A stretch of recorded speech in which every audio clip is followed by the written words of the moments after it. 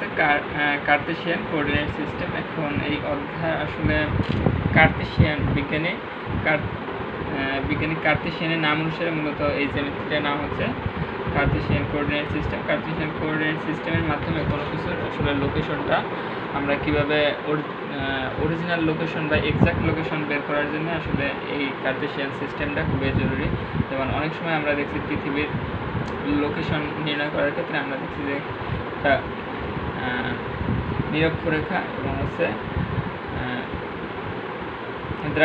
দ্রাঘিমারেখা এবং হচ্ছে অক্ষরেখা, এগুলো খুবই জরুরি। এগুলো জানা যদি থাকে তখন এর মাধ্যমে আমরা একটা ব্যক্তি বা কোনো দেশের এক্সাক্ট লোকেশন বের করতে পারি। যেমনভাবে ঠিক এমনভাবেই আমরা যদি কোনো একটা ম্যাথে বা কোনো একটা গ্রাফ পেপারে কোনো ব্যক্তির বা কোনো বিন্দুর এক্সাক্ট পয়েন্ট নির্ণয় করতে চাই, সেক্ষেত্রে আমাদের কার্তেশিয়ান কোঅর্ডিনেট সিস্টেমটা খুবই দরকার। কার্তেশিয়ান কোঅর্ডিনেট সিস্টেমে আমাদের একটা থাকবে হচ্ছে অ্যাবসিসা, আরটা থাকবে হচ্ছে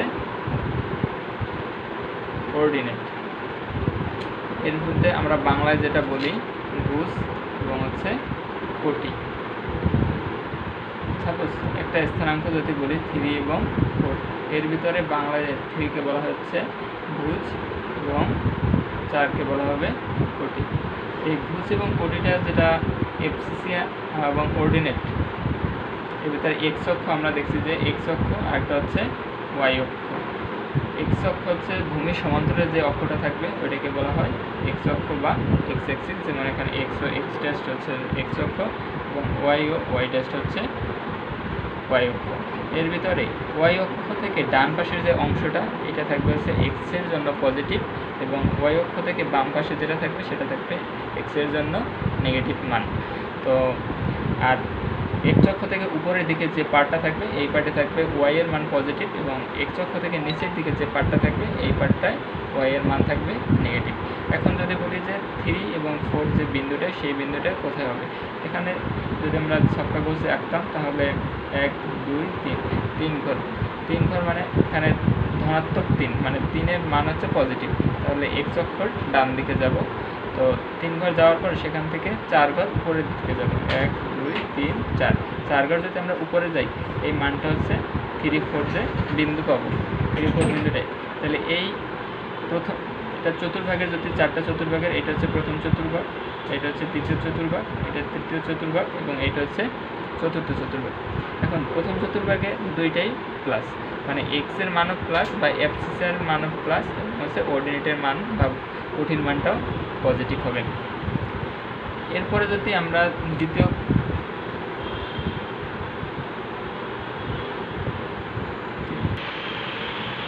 চতুর্ভাগের কথা যদি বলি, দ্বিতীয় চতুর্ভাগের প্রথমটা হবে এক্স অক্ষের মান হবে হচ্ছে নেগেটিভ এবং ওয়াই এর মান হবে হচ্ছে পজিটিভ। যেমন যদি বলি -3 এবং 4 বিন্দুটা কোথায় হবে, তো 1 2 3 4, -1 -2 -3 -4, এবং যেহেতু আমরা -3 বলছি তাহলে এক্স অক্ষের বাম দিকে যাব, 1 2 3 ঘরে যাওয়ার পরে উপরের দিকে আমরা 4 ঘর যাবো। সাপোজ উপরের দিকে 4 ঘর হচ্ছে এইটা, তাহলে এই বিন্দুটা হবে -3 4, যেখানে এর মান হচ্ছে ঋণাত্মক এবং অর্ডিনেটের মান হচ্ছে ধনাত্মক।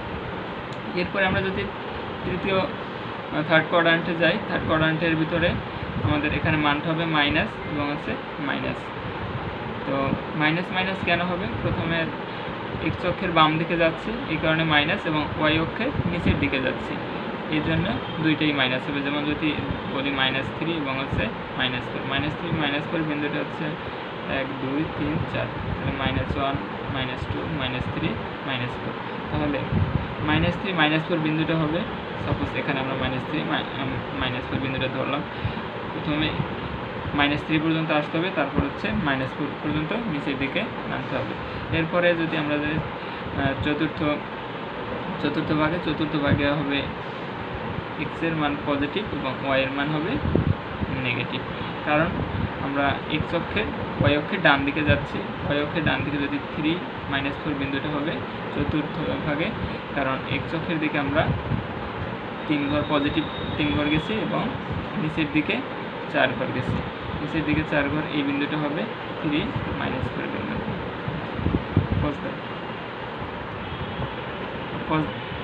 দেখো ক্লাস 8-এর যে তোমাদের কোঅর্ডিনেট জিওমেট্রি যে অধ্যায়টা, ওই অধ্যায়টার ফিগার 6.3-তে একজন টিচার দাঁড়ানো আছে এবং কিছু স্টুডেন্ট এখানে বসা আছে।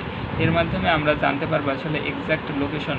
যদি বলি যে 3-4 বিন্দুতে কে আছে, সেক্ষেত্রে আমি এটা 0-0 বিন্দু, যেটা হচ্ছে এক্স অক্ষের যে সমান্তরাল এবং ওয়াই অক্ষের যে সমান্তরাল রেখাটা, মানে ভূমির সমান্তরাল এবং হচ্ছে ভূমির সাথে যে উলম্ব যে রেখাটা, মানে এক্স অক্ষ এবং ওয়াই অক্ষ যে বিন্দুতে মিলিত হবে ওইটাকে বলা হয় মূল বিন্দু।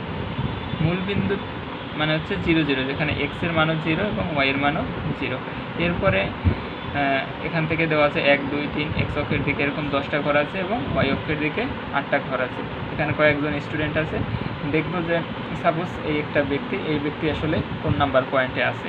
তাহলে একে আমরা যদি এক্স্যাক্ট লোকেশন বলি যে সে কোথায় আছে, এটা আমরা বিন্দুর মাধ্যমে বা স্থানাঙ্কের মাধ্যমে এটা নির্ণয় করতে পারবো। যেমন